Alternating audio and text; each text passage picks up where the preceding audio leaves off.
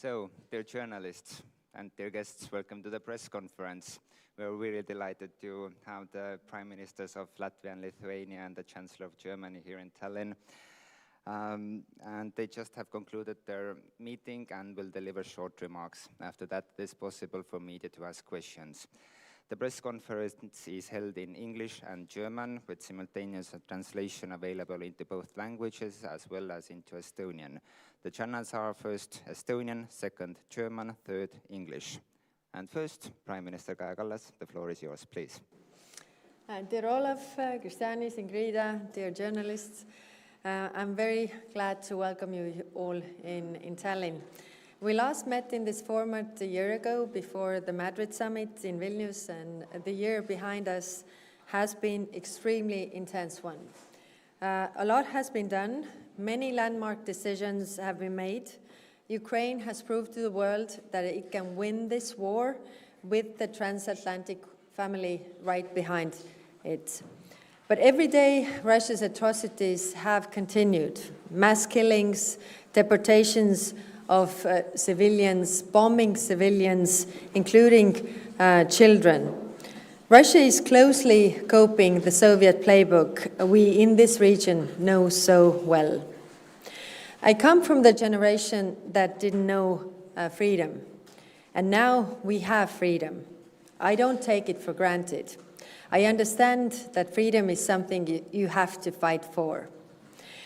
That is why I continue to advocate for Ukraine's victory. Victory that means that Russia goes back to Russia.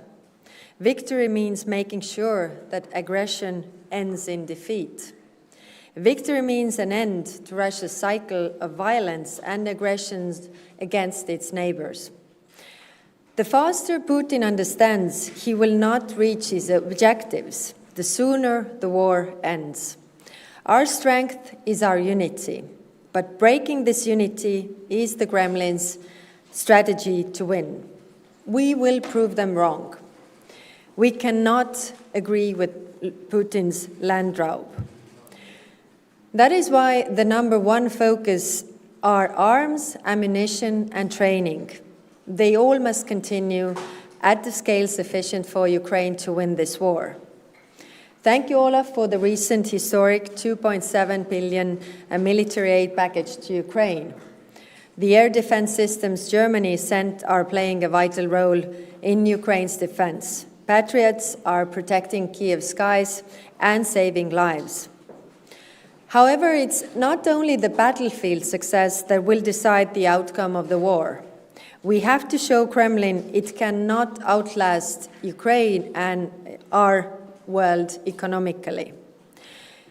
So Ukraine's victory also depends on our ability to dry up Kremlin's war machine and income to finance its aggression.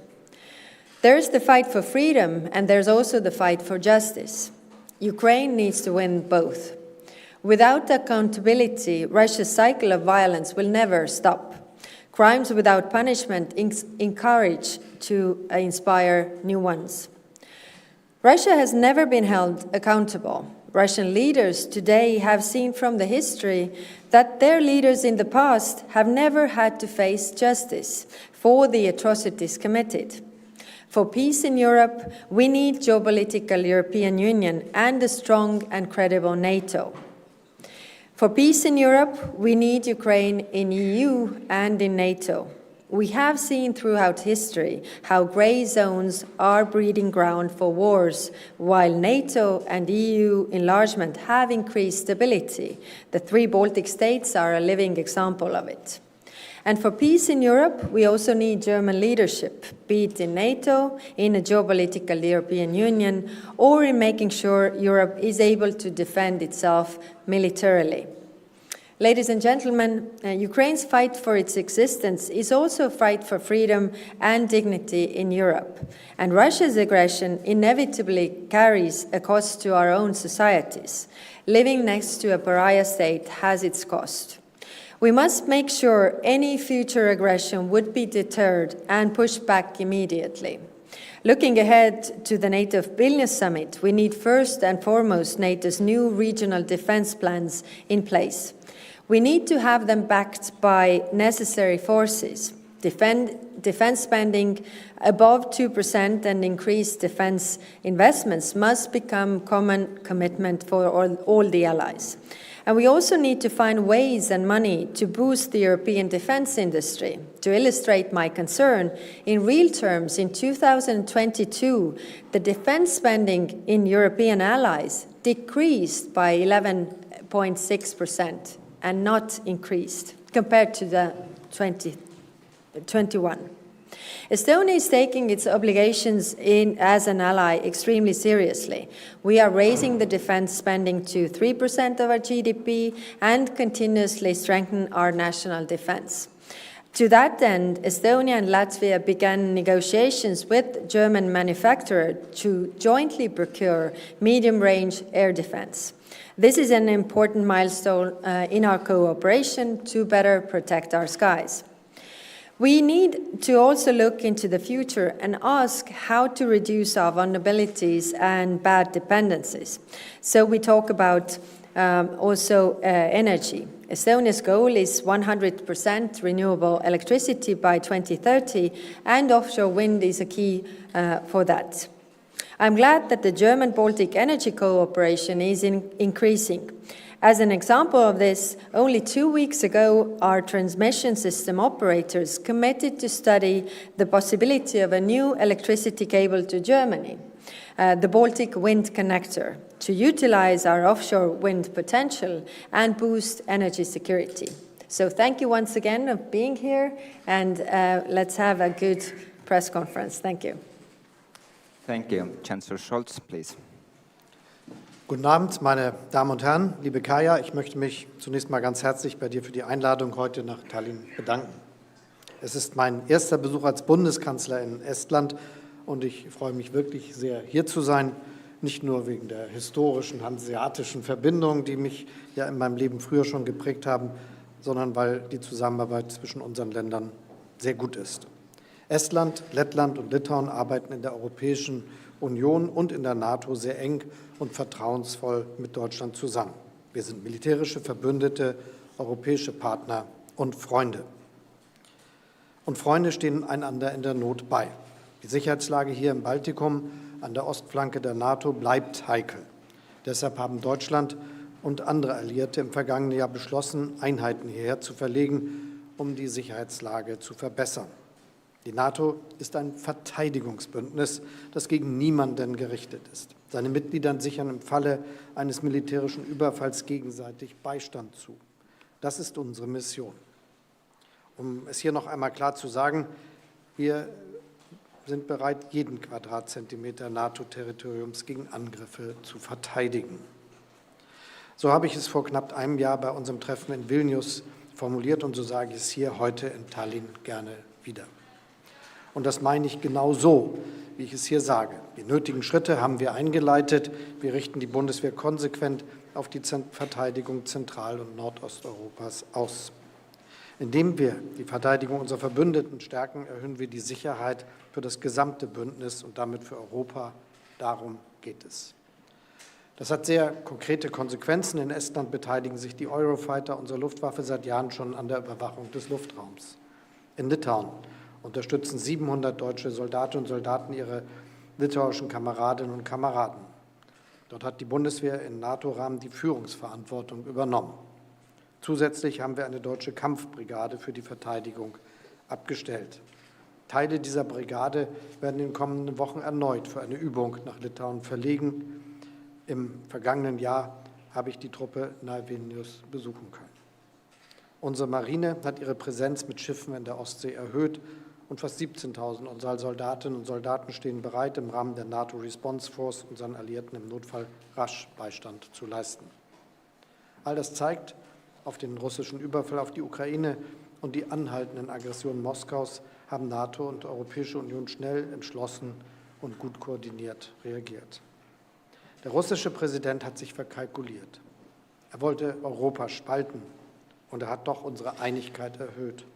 Er wollte die NATO schwächen und hat das Gegenteil erreicht.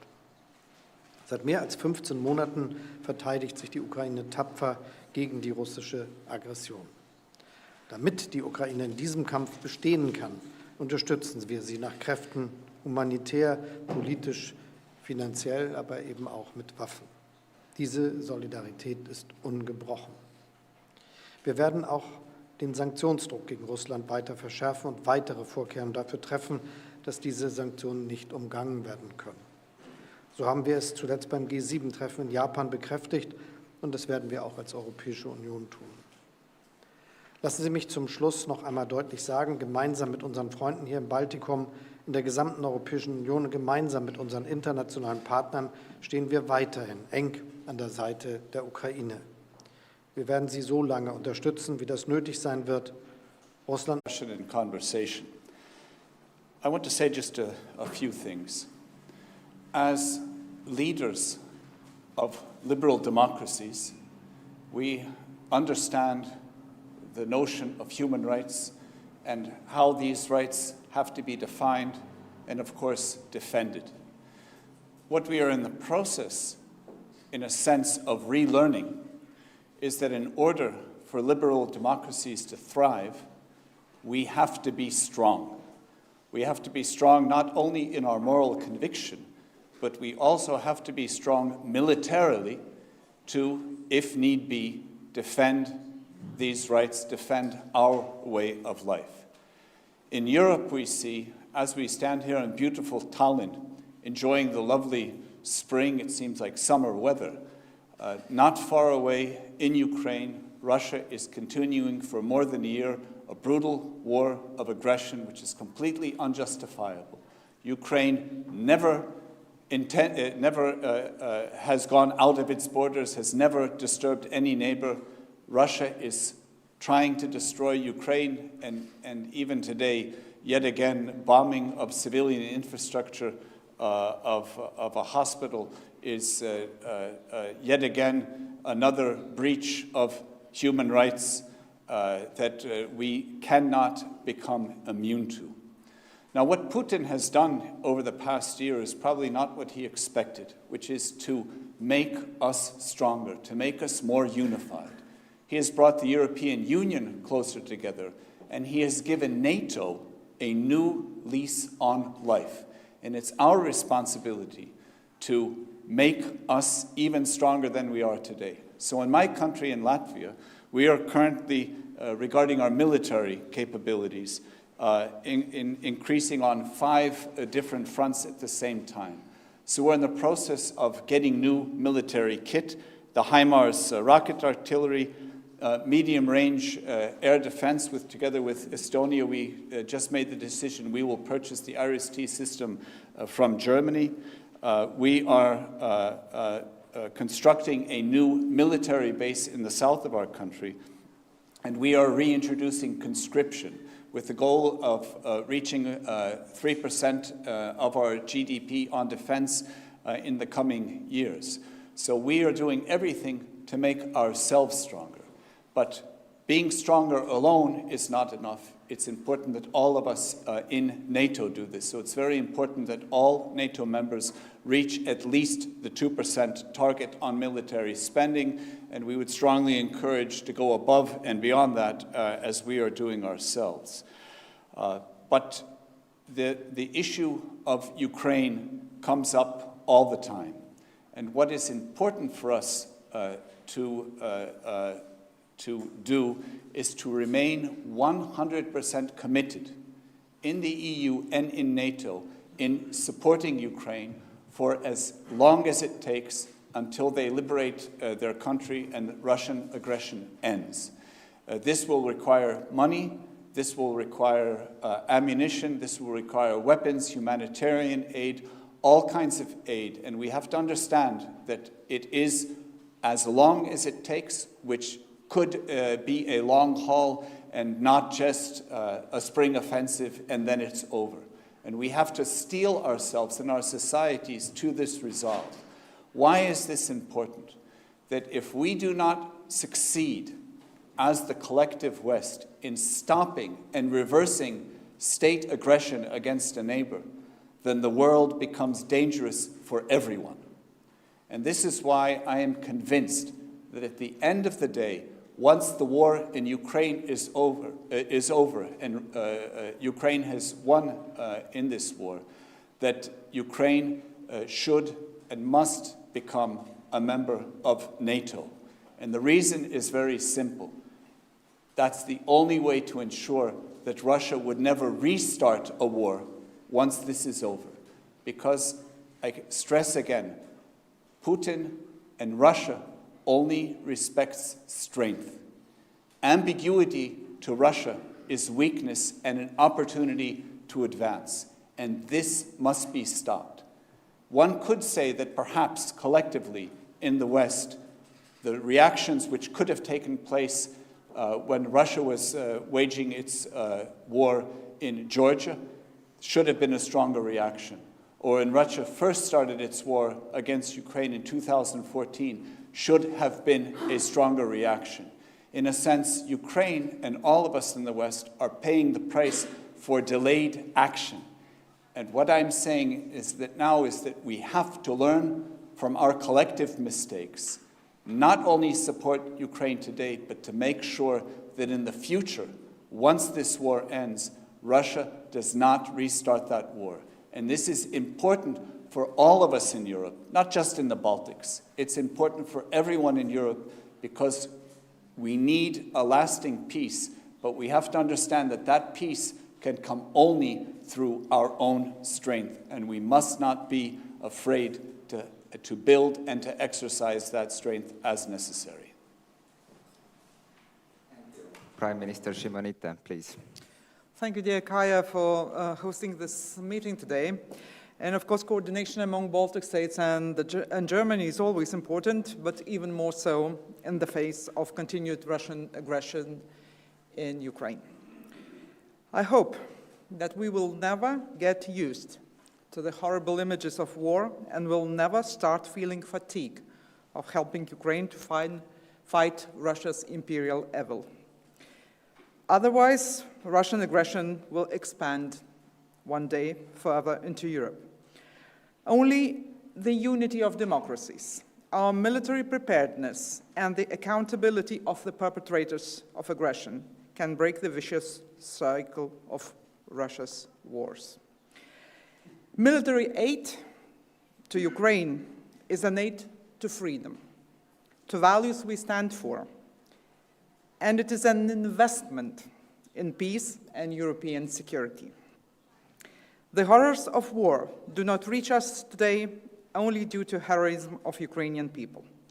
By defending its own freedom, Ukraine also defends our freedom and international order based on rules and law. The urgent supply of all needed weapons to Ukraine, therefore, is essential for achieving peace. We, Euro-Atlantic community, should accept the fact that Russia is preparing for a long-term confrontation with NATO and with the democratic world. It is therefore crucial to substantially strengthen the security of the alliance and base its defense capacities on adequate financial resources. Considering the changed geopolitical environment and the threat posed by Russia, we do not have luxury of taking incremental steps. Decisions must be bold and fast. This is particularly important for the Baltic countries because of our exceptional geographical position, the neighborhood of Kaliningrad and Belarus, and the Suwalki Gap. Here, I would also like to point to the most recent developments in our region. One more nuclear saber to rattle in our neighborhood, this time in Belarus, and desperate attempts to intimidate the international community. We will not be intimidated. Unfortunately, these actions are dragging Belarus further into confrontation with the democratic world. Looking into Vilnius summit, it is essential not only to adopt NATO defense plan, but to commit adequate resources to their realization. The entire eastern border must be reinforced with air defense and with ground-based air defense capacities. We must take decisions in Vilnius to upgrade air defense capacities in the region. Our top priority should be effective deterrence so that aggressor would not even think of testing NATO's resolve and capacity to defend its every inch. For that, we need boots on the ground. And the most credible deterrence is adequate NATO forces in place. I would therefore like to thank Germany and Chancellor Scholz personally for continuous contribution to Lithuania's and region's security and commitment to increase this contribution. For that, Lithuania, as all the other Baltic countries, is doing its homework. We are building the needed military infrastructure for troop accommodation and training, for pre-positioning of equipment. Investment in defense and security increased very significantly in the region. We have already witnessed that the creation of gray or semi-gray areas in Europe leads to very dangerous developments. Therefore, signals of support for Ukrainian Euro-Atlantic aspirations must be very clear.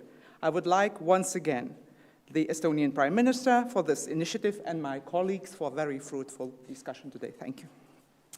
Thank you. Now it's possible for me to ask questions. Please state your name, media outlet you're representing, and to whom the question is addressed to. Please ask either in English or in German. First, please. Thank you. Karoliina Vasli from Estonian news portal Delfi. And the question is for all participants. So what do you think, what should be the preconditions for negotiations for peace? Could there be any negotiations before Ukraine has liberated all of its territory? Thank you. Olaf, do you want to start?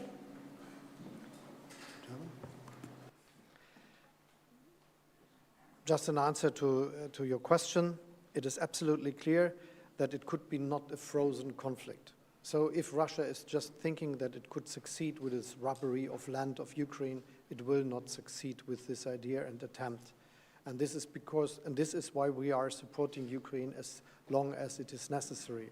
Russia must withdraw troops, and this is the basis for peace.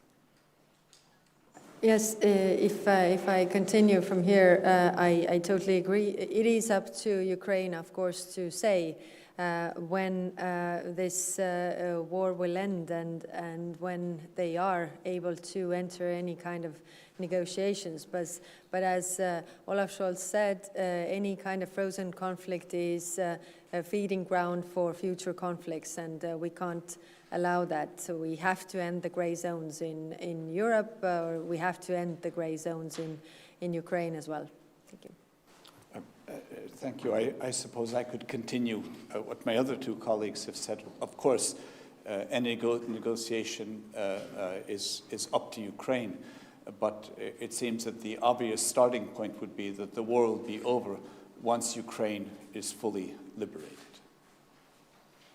Well, I think I will refer to President Zelensky explaining his understanding of peace and his peace initiative and his 10-point plan. So I think this is something we should start from. Thank you. Next one, please. Thank you. Michael Fischer, German press agency DPA. First of all, I have a question to Prime Minister Szymanity. Your country is hosting the NATO summit in July. Ukraine is expecting NATO to pave the way for membership in the alliance. They are expecting a formal invitation to NATO.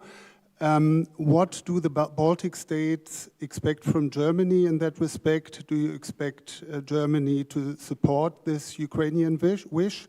Und Herr Bundeskanzler, Sie waren das letzte Mal vor einem Jahr im Baltikum, Sie waren in Vilnius, haben dort eine Kampftruppenbrigade zugesagt zum Schutz des Landes. Sie haben es eben schon erwähnt. Diese Brigade soll umfasst 3.000 bis 5.000 Soldaten. Litauen erwartet, dass alle diese Soldaten auf litauischem Boden stationiert werden. Können Sie das zusagen für den Fall, dass Litauen die Infrastruktur dafür schafft? Und aus aktuellem Anlass eine zweite Frage, wenn ich darf. Es hat am Mittwoch einen Zwischenfall gegeben, einen Sicherheitszwischenfall auf dem Frankfurter Flughafen. Ein Mann ist ihrer Kolonne gefolgt, hat sie dann umarmt. Wie haben Sie das empfunden? War das ein Schockmoment für Sie und muss das Konsequenzen haben? I will start from the statement that none of the countries willing to join international alliances can be stripped of the right to apply for the membership. And leaving aside the practicalities and the concrete situation now when we have a hot phase of war going on in Ukraine, of course, it would be very sad if in any way anyone could read the outcome of Vilnius summit as a victory of Russia in precluding Ukraine to join NATO one day. But I think what is very important is that the participants of the summit will find the right words and the right pathway to embody that in a decision of the summit. Schönen Dank für die Fragen. Zunächst mal, es wird in Vilnius vor allem darum gehen, die konkrete Unterstützung für die Ukraine in dieser Situation zu organisieren. Das heißt, dass wir als Mitgliedstaaten unsere Bereitschaft weiter fortsetzen, die Ukraine zu unterstützen, was im Fall von Deutschland ja doch sehr viel ist. Unsere Unterstützung hat mittlerweile 17 Milliarden Euro ausgemacht und wir haben gerade ein weiteres Paket von 2,7 Milliarden Euro auf den Weg gebracht. Genau das werden wir auch weitermachen und das ist die Frage, um die es jetzt geht, wie wir die Kooperation in der konkreten Situation des russischen Angriffs auf die Ukraine verbessern können und wie wir klar machen können, dass wir diese Unterstützung so lange aufrechterhalten werden, wie das notwendig ist. Was die Frage betrifft der Beiträge Deutschlands zur Unterstützung der Länder im Osten, an der Ostgrenze der NATO, sind wir ja sehr vielfältig unterwegs, hier im Baltikum, aber nicht nur da, das will ich ausdrücklich dazu sagen, sondern wir haben vielfältig unsere Unterstützung ausgebaut. Dazu gehört auch die Präsenz von Soldaten hier, Soldaten in Litauen. Dazu gehört auch, dass jetzt dort die Infrastrukturen entwickelt werden. Und wir haben ja außerdem zugesagt, dass wir die Strukturen schaffen werden und immer Truppen sehr schnell dahin verlegen zu können. Das wird jetzt ganz konkret auch geübt mit der dafür bereitgestellten Mannschaft. Und das ist wichtig, weil das ja immer jederzeit möglich sein muss. Ansonsten machen wir das als Bundesrepublik Deutschland im Rahmen der Entscheidung, die die NATO dazu zu treffen hat. Was die Frage betrifft, dass mir Leute guten Tag sagen und mich begrüßen, ist das nie etwas, was mich besonders beeindruckt. Das ist ganz normal und ich habe auch diese Situation nicht als dramatisch empfunden. Die Polizei leistet gute Arbeit, ich fühle mich in sicheren Händen. Okay, thank you. And we now have time for final question. Please. Guten Abend. Estnisches Fernsehen, Nachrichten, Vahur Lauri. Und die Frage geht an alle Minister. Was halten Sie von der möglichen Übertragung von Kampfhandlungen auf russisches Territorium? Für die ukrainischen Streitkräfte mag das taktisch sinnvoll sein, aber Ukraine benutzt westliche, darunter deutsche Waffensysteme, darunter Panzer. Was halten Sie dann, wenn die Panzer an einem Tag auf russischem Territorium rollen? Danke.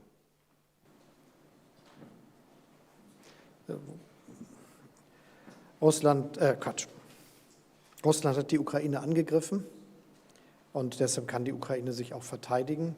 Wir unterstützen die Ukraine auch mit Waffen. Das tut nicht nur Deutschland, das tun die USA, das tun viele andere Länder. Und gleichzeitig ist klar, dass die Waffen, die wir geliefert haben, nur auf ukrainischem Territorium eingesetzt werden. Sie erinnern sich an die entsprechende Aussage des amerikanischen Präsidenten, die er öffentlich in der New York Times gemacht hat.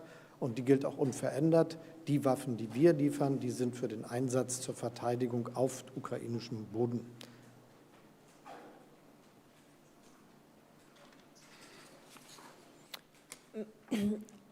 UN Charter says that every country has the right to defend itself, and it means that it has all the means to defend itself. And this means also that Ukraine can use the weapons that have been given to them. Ukraine does not have any wish to invade Russia. That is very clear. In this case, there is one aggressor and one victim. This is very true, and it goes with the UN Charter that, as I said, every country has the right to defend itself. How it is done militarily, it's another question. Thank you. Even before this phase of the war started, Latvia provided Ukraine with weapons, concretely the Stinger anti-air missiles, which were used in the defense of Kiev in the very first day of the war. Ukraine is being attacked, and I think Kaya said it absolutely correctly. They have a full right to defend themselves, and we have a responsibility to help them defend themselves. It's very clear that Ukraine is not in the business of attacking Russia. Ukraine is in the business of defending its own country. Yeah, not much to add. I'm somewhat puzzled by the worry of Russia, because Russia is at war. So it's quite strange to think that the war can only be in that other territory that you invaded. There might be incidents that happen in your own territory, as a matter of fact, and I'm not commenting the details of the supply of weapons and particular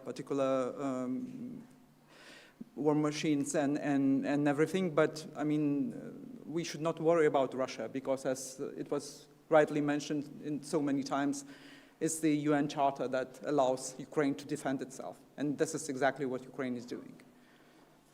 All right, thank you. This is all the time, unfortunately, we have today. Thank you everyone for coming. Thank you, and have a good evening.